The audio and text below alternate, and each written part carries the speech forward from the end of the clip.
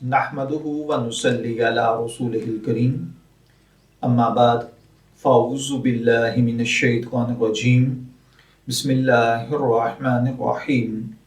अस्सलामु अलैकुम dear viewers, इस्लामी अहकामात पर मबनी आपके फेवरेट चैनल शऊर इन्फो से मैं हूँ प्रोफेसर शब्बीर अहमद। हमारा आज का टॉपिक है पानी के पाक या नापाक होने में शुबा हो तो क्या करना चाहिए।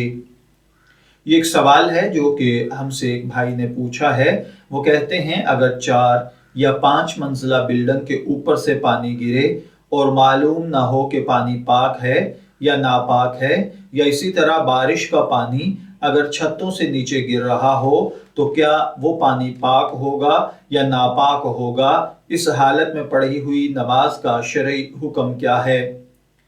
याद रखिए कि अगर कपड़ों वगैरह पर पानी या कोई और माए आकर लग जाए और उसके बारे में मालूम ना हो कि वो पाक है या नापाक, तो जब तक उसकी नजासत, उसकी बो, उसकी रंग वगैरह से यकीन ना हो जाए, उस वक्त तक कपड़ों को पाक ही समझा जाएगा। ऐसे कपड़ों में पढ़ी गई सारी नमाजें ठीक हैं, इनको लौटाने की जरूरत नहीं है।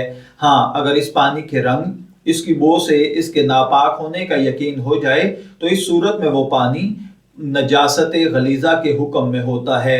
लिहाजा जिन कपड़ों पर एक वो पानी बकदर दिरहम यानी हथेली के दरमियानी गहराव के बराबर लगा हो, उनको भी नापाक समझा जाएगा और इसमें नमाज पढ़ना दुरुस्त नहीं होगा।